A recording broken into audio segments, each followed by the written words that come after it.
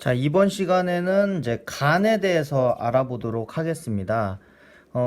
간은 잘 아시다시피 침묵의 장기예요. 70%까지 손상을 입어도 아무 내색 없이 끄떡없이 일을 해주는 참 고마운 장기죠. 그리고 화학공장입니다. 그리고 상처를 입었을 때 재생이 빨라요. 간이 아주 조금만 있어도 금방금방 확장해서 재생이 굉장히 빠르게 되니까 간을 어떻게 보면 참 혹사시키는 경우가 많은데, 아무리 재생이 빠르다고 조용히 하고 있다 그래서 간을 등한시하면 안 되겠죠. 그래서 간에 간이 하는 역할들을 한번 봐볼까요? 첫 번째, 중요한 순서대로 적는 거 아닙니다. 자, 조혈작용을 해요. 두 번째, 영양소 대사. 세 번째, 해독. 네 번째, 면역. 다섯 번째, 담즙 생성. 제가 왜 이렇게 적었냐면 이렇게 외웠기 때문에 적었어요. 간 하면 뭐가 떠오르시나요? 간신이 전 떠오르더라고요. 그래서 간신은 일본이잖아요. 예, 그래서 저 일본은, 아무튼 일본 분들한테는 죄송하고요. 제가 그냥 그렇게 외웠어요. 그냥 외우려고 한 거니까 뭐 오해는 하지 마시고요. 간신 일본이 우리 독도를 자주 침범하잖아요. 그래서 초기 영해를 침범했어. 그래서 보통 영해를 침범하면 그 나라의 대사를 불러서 항의를 합니다. 그래서 대사를 불러 면담을 요청했다. 전 이렇게 하나 외웠습니다. 그냥 제가 외운 건 방법을 말씀드리는 거니까 좀 거부 반응은 덜 가지셨으면 좋겠어요. 그러면 여기서 이제 가장 중요하다는, 자, 영양소 대사에 대해서 한번 알아볼게요. 자, 영양소 대사. 우리 간은 영양소 대사를 하는데 결정적인 역할을 하죠. 간이 가장 중요한 역할이라고 할 수가 있습니다. 그럼 영양소에는 뭐가 있죠? 탄단지가 있죠. 그래서 당, 지방, 단백질에 대해서 알아보도록 하겠습니다. 자, 먼저 당. 우리가 먹는 당들은 어디에 이용될까요? ATP라고 해서 에너지 대사가 있어요. 이쪽에 이용이 됩니다. 자, 이용될 만큼만 먹으면 좋은데 조금 더 먹었어. 당이 내가 쓰는 것보다 더 들어왔어. 그러면 글리코겐 형태로 간과 근육에 저장이 됩니다. 그런데도 더 많이 먹었어. 저장을 하고도 남았는데 더 많이 먹었어. 그러면 중성지방 형태로 각종 장기 사이사이, 배, 복부 그런 쪽에 저장이 돼요. 중성지방이 굉장히 위험한 건데 아무튼 그렇습니다. 자, 그리고 지방은 지방 성분을 가지고 우리 암주관을 통해서, 자, 얘는 레시틴, 인지질 형태, 인이 포함된 지방이라는 뜻의 인지질이에요. 자, 레시틴을 만들어내고 그 다음에 정말 중요한 콜레스테롤을 생성합니다. 콜레스테롤이 만들어져요. 이 콜레스테롤은 무슨 역할을 할까요? 뭐 안 좋은 거다라고 생각하시는데 천만에요. 콜레스테롤 우리 몸에 엄청 필요한 겁니다. 콜레스테롤 높여주는 음식을 먹으면 안 되는 게 아니에요. 좋은 음식을 잘 먹어야 되는 거죠. 나쁜 음식을 먹어서 뭐 콜레스테롤을 올리면 당연히 안 되겠지만 좋은 음식을 먹어서 콜레스테롤은 반드시 우리가 섭취를 해줘야 됩니다. 아니면 이 간에서 콜레스테롤이 내가 먹어서 섭취를 해주면 만들어낼 필요가 없는데 억지로 만들어야 되는 상황이 벌어져서 간에 무리가 갑니다. 자, 콜레스테롤의 역할은 먼저 세포막 형성하는 데 도움 주고요. 우리 성호르몬 원료이기도 하고요. 비타민 D의 전구체이기도 합니다.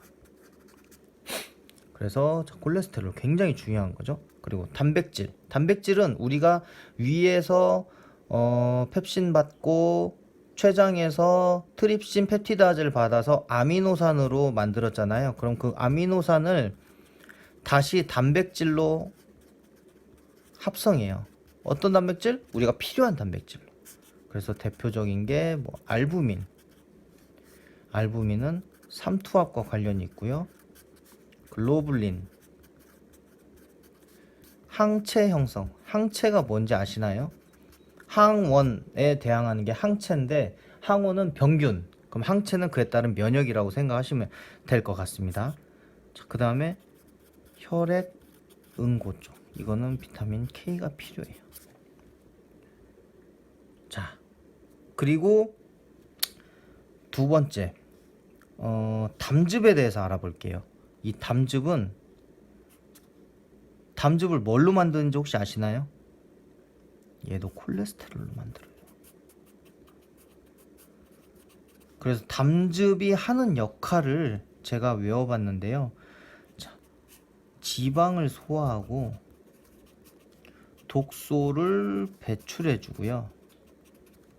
미네랄과 영양소를 흡수시켜줍니다. 그래서 저는 담즙이 제가 아까 쓸개라 그랬죠. 야, 간이고 쓸개고 다 빼줬는데 지독한 미영이, 이렇게 외웠습니다. 지독한 미영이. 나머지 뒤에는 알아서 잘 붙이시고요. 자, 그래서 이 소화계와 간을 튼튼하게 하려면 어떻게 해야 될까요? 가장 먼저 단백질, 그리고 비타민 B, 그리고 여기서 밀크시슬 같은 거를 좀 먹어주면 간에 많이 도움이 되겠죠. 자, 그러면 이제 마지막으로 간 수치에 대해서 좀 알아보겠습니다. 간 수치는 크게 한 6가지 정도가 있어요. 그냥 빠르게 진행할게요. 어차피 천천히 진행하나 빠르게 진행하나 모르는 건 똑같이 모르는 거잖아요. 그러니까 그냥 한번 해보고 일단은 좀 외워보세요. 다 외워볼만 합니다. 그리고 알부민. 6번째는 뭐가 있죠? 글로불린이 있죠. 자, AST, ALT 간 수치는 어떻게 측정하느냐? 소화 효소들이 죽은 시체의 수를 혈액 속에 얼마나 있는지를 혈액 검사를 통해서 판단을 하는 겁니다. 그래서 AST는 간하고 근육에 모두 다 존재를 해요. 그래서 AST가 손상됐다고 해서 간이 손상됐는지 여부는 사실 알 수가 없지만 ALT는 간에만 존재합니다. 그래서 ALT가 검출이 된다? 이상하다? 그러면 이건 간에 이상이 있구나라고 판단을 해요. 정상 범위는 0에서 40, 이건 0에서 35 정도 이하가 돼야죠. 자, 그리고 이건 감마 GTP라는 건데, 감마 GTP는 뭐냐면요, 알코올, 술 많이 드시는 분들, 그리고 과식, 지방 많으신 분들.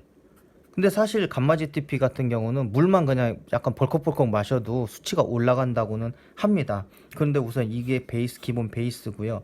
이거는 남자와 여자가 조금 수치가 다른데요. 남자는 11부터 한 63 정도, 여자는 8에서 35 정도 그렇습니다.